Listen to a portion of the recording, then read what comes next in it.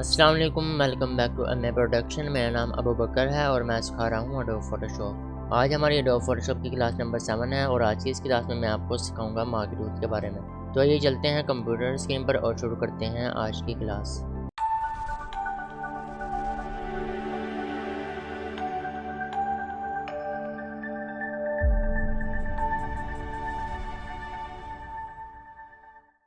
तो मैं यहाँ पर अब कंप्यूटर स्क्रीन पर आ चुका हूँ और सबसे पहले मैं आपको ये बता दूँ कि आज से मेरी तमाम वीडियोस में आपको यहाँ पर माउस शो होगा और यहाँ पर की इंडिकेटर शो होगा। जब भी मैं कीबोर्ड से की प्रेस करूँगा तो वो आपको यहाँ पर पता चलती जाएंगी। इसके अलावा अब हम चलते हैं अपने टूल बार की तरफ। अगर आप देखें यहाँ पर मूव टूल के बिल्कुल नीचे आपको मार्की टूल दिया गया है। आप उसको कीबोर्ड से M का बटन प्रेस करके भी सिलेक्ट कर सकते हैं। अगर आप इसके ऊपर राइट हैंड क्लिक करेंगे तो इसके अंदर मौजूद बाकी तमाम ऑप्शन भी आपको शो हो जाएंगे। इसमें हमारे पास रेक्टेंगुलर मार्की टूल है, इलिप्टिकल मार्की टूल है, सिंगल रो और सिंगल कॉलम मार्की टूल मौजूद है। अगर आप इस वक्त देखें तो हमारे पास ये M का साइन सिर्फ रेक्टेंगुलर मार्की टूल और इलिप्टिकल मार्की टूल के साथ ही मौजूद है, बाकी दोनों के साथ नहीं। ऐसा क्यों है?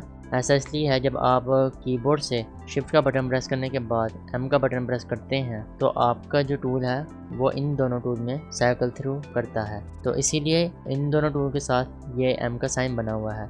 इन दोनों के साथ ही M का साइन नहीं बना हुआ और ये दोनों टूल साइकिल थ्रू में नहीं शो होते, सिर्फ ये दोनों ही ऑप्शन शो होंगी। अब हम देखते हैं प्रॉपर्टीज़ बार।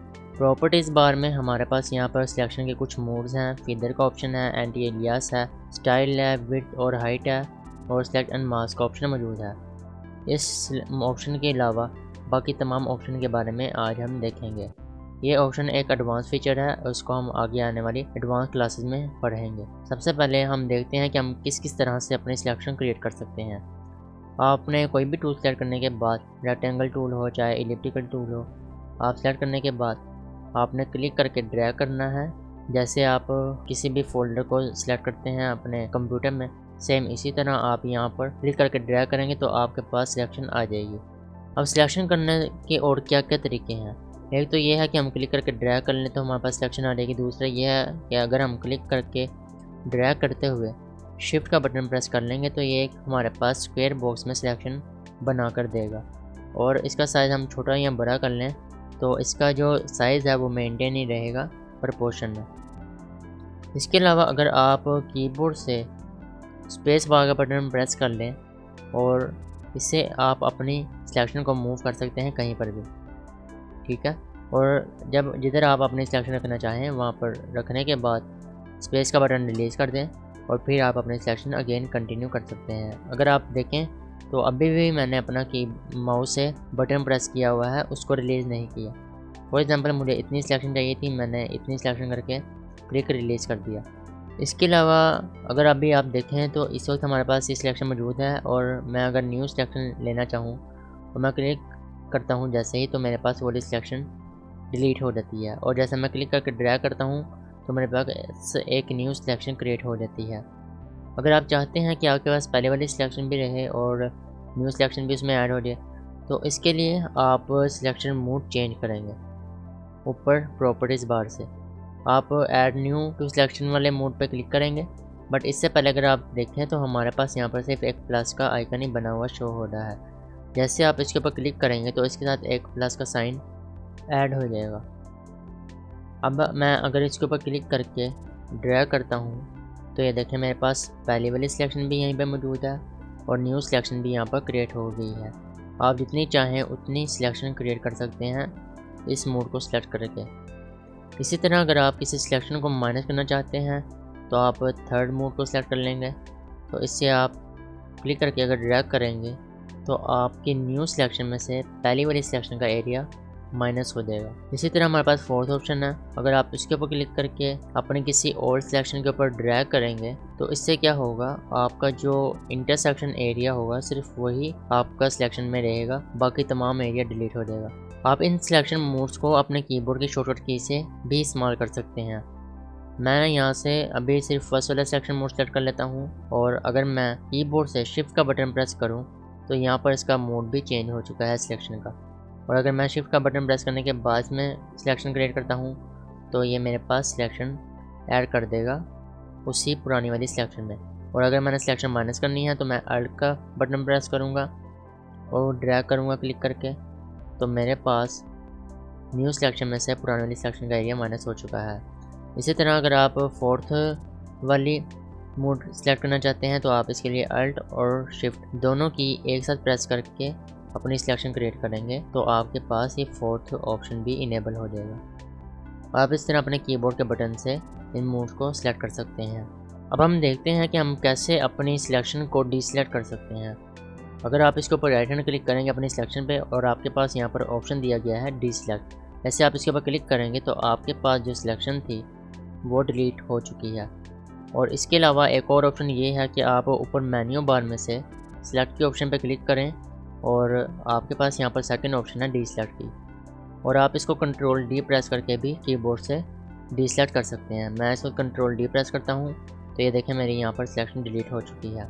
इसके अलावा अगर आपने कोई सिलेक्शन क्रिएट की हुई है और आप चाहते हैं कि इसके अलावा बाकी जितना भी एरिया है वो सिलेक्शन में आ जाए, तो इसके लिए आप क्या करेंगे, राइट हैंड क्लिक करने के बाद सिलेक्ट इनवर्स पे क्लिक करेंगे। तो अब देखें, अब आपका जो ये वाला एरिया है वो सिलेक्शन में आ चुका है। पहले यहाँ पर लाइन नहीं थी शो हो रही, अब यहाँ पर भी लाइन शो हो रही है। अभी आपको मैं इसमें कलर फिल करके बताता हूँ कि सिलेक्ट में और सिलेक्ट इनवर्स में क्या डिफरेंस है।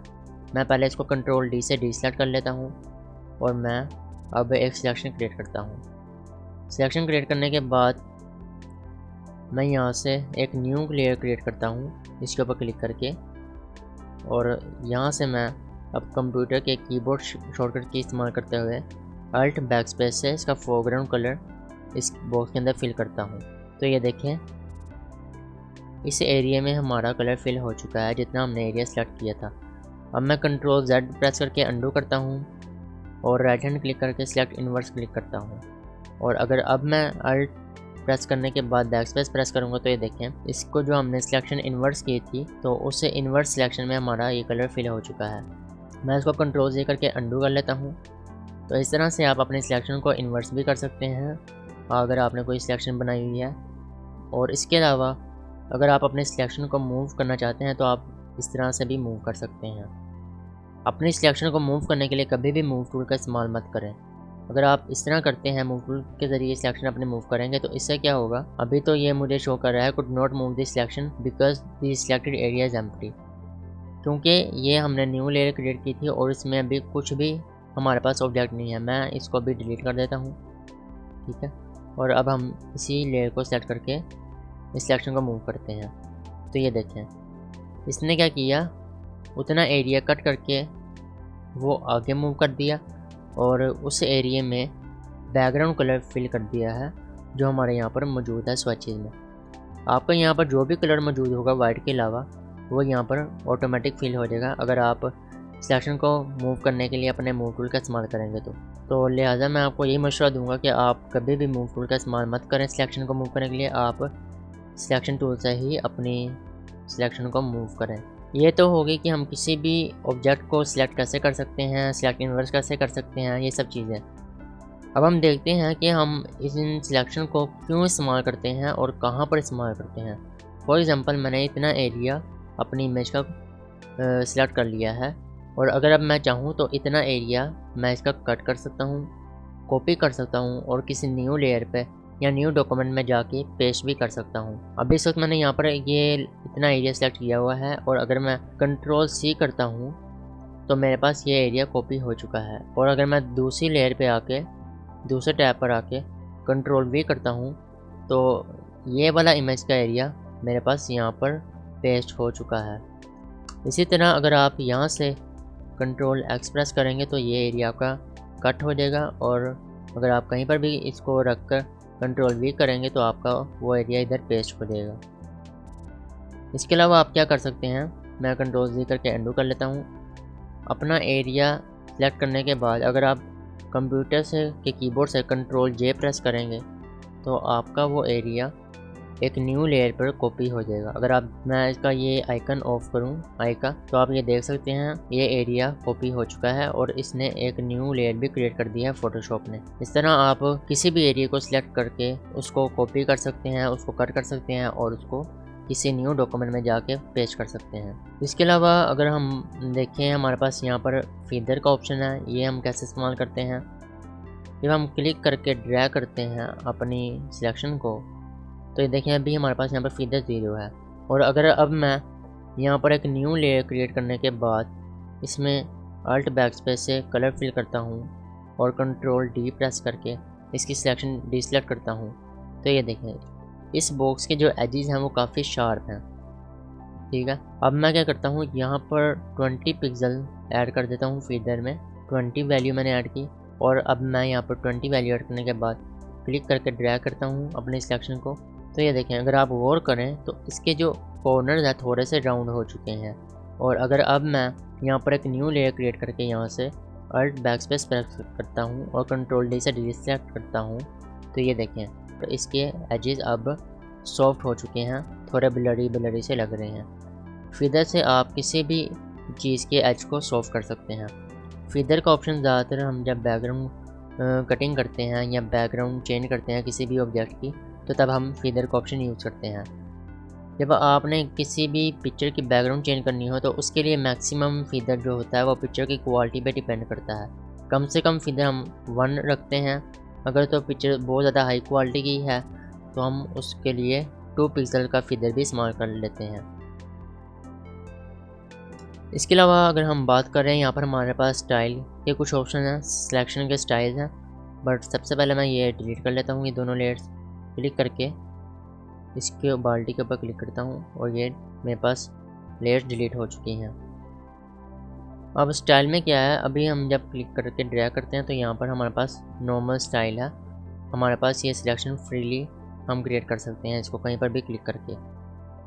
अगर आप इनमें से दोनों ऑप्शन पे किसी में भी क्लिक करेंगे तो आपके पास ये वाली जो ऑप्शन है यहाँ पर विड्थ और हाइट की ये भी इनेबल हो जाएगी। अभी देखें आप इस वक्त ये डिसेबल है। मैं इसको फिक्स रेशियो पे क्लिक करता हूँ तो ये देखें ये वैल्यू भी इनेबल हो चुकी है। अब मैं चाहता हूँ कि विड्थ जो है हमारी 1% हो और हाइट जो है इसकी 3 गुना हो विड्थ के। और अगर अब मैं क्लिक करके ड्रैग करता हूँ तो मैं जितनी मर्ज़ी अपनी सिलेक्शन का एरिया कम या ज़्यादा कर लूँ, इसका साइज़ सेम रहेगा बस। ठीक है, अगर आप देखें तो हमारे पास जो सिलेक्शन बनी है इसकी विड्थ 1% है और जो इसकी हाइट है वो इसकी विड्थ के 3% ज़्यादा है। इसी तरह हमारे पास यहाँ पर ये एरर के साइन दिया हुआ है, अगर आप इसके ऊपर क्लिक करेंगे तो आपकी ये वैल्यू स्विच हो जाएंगी। अगर मैं शिफ्ट की प्रेस करने के बाद क्लिक करके ड्रैग करता हूँ तो ये देखें अब हमारे सिलेक्शन कुछ इस तरह से क्रिएट हो रही है। मैं कंट्रोल डी प्रेस करके इसको अंडू कर लेता हूँ। और इसके अलावा हमारे पास यहाँ पर ऑप्शन है फिक्स साइज़ का। अगर आपने किसी फिक्स साइज़ में अपनी कोई सिलेक्शन क्रिएट करनी है तो यहाँ पर आप साइज़ मेंशन कर दें। मैं यहाँ पर 500 कर देता हूँ मेंशन और यहाँ पर कर देता हूँ 1000। और अगर अब मैं क्लिक करता हूँ तो क्लिक करते साथ ही मेरे पास ये सिलेक्शन क्रिएट होकर आ चुकी है उसी साइज़ में। ठीक है, ये देखिए मैं कंट्रोल डी प्रेस करके इसको डिसेलेक्ट कर लेता हूँ और यहाँ से इसको मैं नॉर्मल में ही कन्वर्ट कर लेता हूँ। इसके अलावा अगर आपने अपने किसी इमेज का साइज़ पता करना हो तो उसके लिए भी आप अपना सिलेक्शन टूल का इस्तेमाल कर सकते हैं। जैसे आपने क्लिक करके ड्रैग करना है तो ये देखें आपके पास यहाँ पर ब्लैक बॉक्स में इसकी विड्थ और हाइट की इंफॉर्मेशन शो हो रही है। इसी तरह अगर आपने किसी एक पर्टिकुलर ऑब्जेक्ट का साइज़ मालूम करना हो आपने तो वो भी आप इससे कर सकते हैं। क्लिक करके मैं ड्रैग करता हूँ तो ये देखें इसका इमेज का साइज़ इस विंडो का साइज़ यहाँ पर शो हो रहा है। इस तरह आप अपने किसी भी इमेज का साइज़ पता कर सकते हैं। इसके अलावा आपने अगर किसी एरिया को क्रॉप करना हो और आपने उस एरिया की सिलेक्शन ली हुई है, सिलेक्शन लेने के बाद आप जैसे सी का बटन प्रेस करेंगे तो आपका क्रॉप टूल एक्टिवेट हो जाएगा। और क्रॉप टूल सेलेक्ट होने के बाद आपने 2 दफ़ा कीबोर्ड से एंटर प्रेस करना है तो आपका उतना एरिया क्रॉप हो जाएगा। तो इस तरह से आप सिलेक्शन टूल का इस्तेमाल क्रॉप करने के लिए भी कर सकते हैं। वैसे तो क्रॉप टूल के लिए मैंने एक सेपरेट क्लास बनाई हुई है, आप देख सकते हैं जो से पिछली क्लास थी उसमें मैंने कंप्लीट अच्छे तरीके से बताया है कि आप कैसे क्रॉप टूल को इस्तेमाल कर सकते हैं। इसके अलावा अब हम देख लेते हैं एंटी एलियास की जो ऑप्शन है ये कैसे वर्क करती है। बट ये इनेबल कैसे होगी, इसके लिए हम क्या करते हैं, ये जो एंटी एलियास की जो ऑप्शन है ये हमेशा सिर्फ सर्कुलर पाथ में ही ये इनेबल होती है, जहाँ पर कर्व आ रहा हो वहाँ पर। अगर मैं अब क्लिक करके ड्रैग करता हूँ अपना ये सर्कल, और ड्रैग करते हुए मैंने यहाँ से शिफ्ट का बटन प्रेस किया हुआ है, जिसकी वजह से ये एक परफेक्ट सर्कल ड्रॉ करके दे रहा है मुझे इस फोटोशॉप। अगर मैं अपना शिफ्ट का बटन रिलीज़ कर दूंगा तो ये देखें आपका यहाँ जहाँ पर ये पॉइंट जाएगा उस हिसाब से आपकी ये शेप बना कर देगा। मैंने अभी सिर्फ सर्कल ड्रॉ करना है तो मैं इसे शिफ्ट का बटन प्रेस कर लेता हूँ और इतना एक सर्कल क्रिएट कर लेता हूँ, और इसमें अल्ट बैक स्पेस के साथ इसमें कलर फिल कर लेता हूँ और कंट्रोल डी प्रेस करके इसको डिसेलेक्ट कर लेता हूँ। अगर अभी आप देखें तो हमारे पास जो सर्कल बना हुआ है इसके जो एजेस हैं वो काफ़ी स्मूथ है, क्योंकि इस वक्त हमारे पास एंटी एलियास का ऑप्शन इनेबल है। ठीक है, अगर हम इस ऑप्शन को ऑफ करके एक अपना सर्कल क्रिएट करेंगे और फिर इसमें अल्ट बैक स्पेस के साथ कलर फिल करते हैं और कंट्रोल डी से डिसेलेक्ट करते हैं, तो ये देखें इन दोनों में कितना डिफरेंस है। इसके एजेस जो हैं वो काफ़ी शार्प हैं और इसके एजेस काफ़ी स्मूथ है। तो बेसिकली एंटी एलियास का जो ऑप्शन है आपके किसी भी राउंड कॉर्नर वाली जो शेप होती है उसके एजेस को स्मूथ करने के लिए इस्तेमाल होता है। इसके अलावा आप अगर देखें तो हमारे पास यहाँ पर सिंगल रो और सिंगल कॉलम मार्की टूल का ऑप्शन अभी भी मौजूद है। इसके बारे में देखते हैं कि ये कैसे वर्क करते हैं, बट सबसे पहले इन सबको क्लियर कर लेते हैं। अगर आपके पास जो आपने इमेजेस में चेंजेस की थी, आप चाहते हैं कि जैसे आपने न्यू डॉक्यूमेंट ओपन किया था वैसे इमेज आपकी वापस आ जाए, तो आप इसके लिए क्या कर सकते हैं, कीबोर्ड से F12 प्रेस करेंगे। थोड़ी सी लोडिंग के बाद आपने जितनी भी वर्किंग की होगी वो सारी ख़त्म हो जाएगी और इमेज आपके पास आ जाएगी जैसे आपने इसके ऊपर कोई वर्किंग की ही नहीं हुई। तो अब ये सिंगल रो और सिंगल कॉलम कैसे इस्तेमाल होता है, वैसे तो इसका कोई इस्तेमाल नहीं है इतना ज़्यादा, लेकिन फिर भी मैं आपको बता देता हूँ। अगर मैं अपनी इमेज को थोड़ा जूम करूँ, अल्ट की प्रेस करके मैं अपना स्क्रॉल व्हील फॉरवर्ड मूव कर रहा हूँ, तो ये देखें हमारे पास यहाँ पर जो बॉक्सेस शो हो रहे हैं ये हमारे पास बेसिकली पिक्सल है। ये 1 पिक्सल है, ये 2 पिक्सल है, और इस वक्त हमारा ये रो टूल सेलेक्ट है, सिंगल रो टूल। इससे अगर हम क्लिक करके छोड़ते हैं तो इससे ये क्या करता है, हमारा 1 पिक्सल लाइन को सिलेक्ट करता है। इसी तरह जो सिंगल कॉलम है ये हमारा सिंगल कॉलम पिक्सल को सिलेक्ट करता है। उम्मीद करता हूँ कि आपको आज की हमारी वीडियो पसंद आई होगी। अगर तो आज की वीडियो हमारी पसंद आई है तो प्लीज़ इस वीडियो को लाइक करें, दोस्तों के साथ शेयर करें और हमारे चैनल को सब्सक्राइब कर लें अगर अभी तक आपने सब्सक्राइब नहीं किया। मिलते हैं नेक्स्ट वीडियो में, तब तक के लिए खुदा हाफिज़।